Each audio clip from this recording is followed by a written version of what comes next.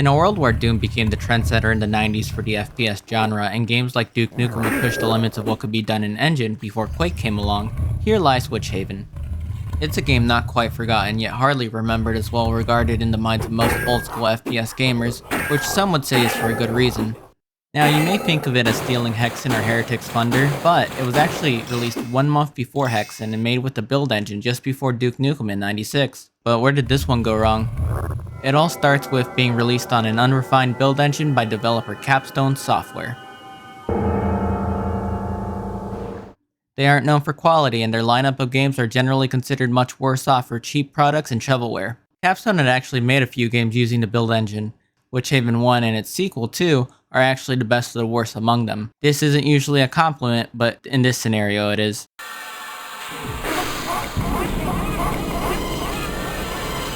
You play as the Knight Grondeval, a hero who's come forth to slay the wicked witch Ilwyrin, who intends to unleash terrible dark powers to the world.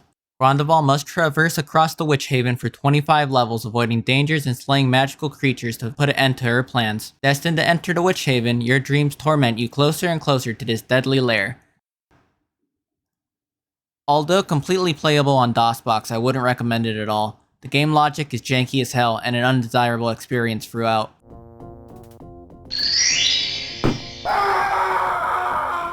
Use Build GDX to play for a more modernized experience, rebindings, and just general actual playability. If you're gonna eat shit, you might as well do it on a silver platter. I've long awaited this blood orgy. Witchaven has a clear atmosphere that forebodes a sense of dread and fear in its ancient world, but there's a nagging feeling that something's not quite right. From the first level on, you are frequently put into situations where levels feel interesting in some areas to half-baked in others. Beginner's traps are generally one of the most frustrating things when navigating through this game, so quick saving is a must. Later levels become larger, and more often you'll be put into situations where fatigue and danger are commonplace while searching for door keys and the level pentagram, which will allow you to go to the next level. This is the type of game where it's practically a must to use your map frequently to traverse through strange and often confusing levels. Sometimes you're also going to have to use the map to find hidden passageways, which aren't always evident.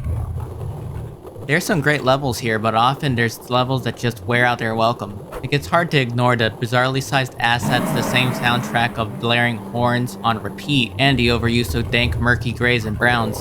Traps are a danger when they work. The original was really bad with how consistent they were, and sometimes you'd die instantly and other times you'd be completely fine. Build GDX is actually better in fixing some of these things, but not all of them. I would just blame the game's code personally.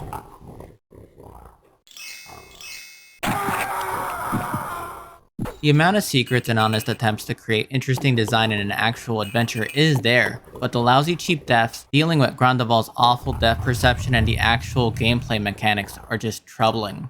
There's also a strange jump scare that pops out unexpectedly for no reason other than making you jolt a little. The first time it's confusing, and 25 levels later you'll wish for something else, anything else. To give some credit for Witchaven, Grondeval has a large amount of tools at his disposal. In-game, you have 3 main inventories to manage: spells, potions, and weapons. You start out with only a dagger and fist, but soon you can acquire more weapons, items, and spells that better your odds of surviving. You can even mix one-handed weapons together or with a shield to a limited effect. As for the actual mechanics of the game, Witchaven is a vicious cycle of making mistakes, fighting enemies, and the weapon decay system. What makes these elements so vicious is the shoddiness in various aspects of gameplay. Your weapons absolutely suck. They actually are worse in the original and are slightly improved in Build GDX. No matter what though, your weapons will break extremely fast and you're gonna have to rely on your fists. The weapons in Witchaven have various attack ranges that for the most part all feel off, they're delayed, or they're just inconsistent in damage. Don't let the FPS listing fool you. You'll be fighting most of your enemies up close and personal, bar the bow and arrow and magic. Potions provide support in health status buffs and negating common obstacles like fire and poison. They're super useful, and luckily there's enough to be found throughout the levels. At some point, I had more potions than I knew what to actually do with. Sometimes there's armor, spare weapons, and rings to add bonus effects as well. Most of the items in the game could have additional properties too, but it's really unclear what you get. The magic in the game is useful and more importantly essential to pass these levels. Certain levels require flight, better vision, or open door spell, and helps overcoming puzzles for easier travel.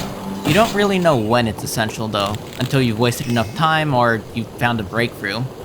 Other magic can distract, freeze, immolate, and obliterate, provided you're at the right level for it. Yes, there's leveling in Witchaven, gained from defeating monsters and finding loot. Leveling up helps your attack power, magic duration, and maximum health. Most of the enemies try to put up a fight when they aren't bumping into each other. The mature themed gothic horror of these mythical creatures are actually pretty cool. There's good enemy variety, and the use of clay models to create some memorable enemies is actually a plus for the game. All the monsters, that is, except the Wyron, the witch, who is a digitized actress. It's an older game, so luckily it doesn't conflict too much. I hope these enemies are being used in a Doom mod somewhere.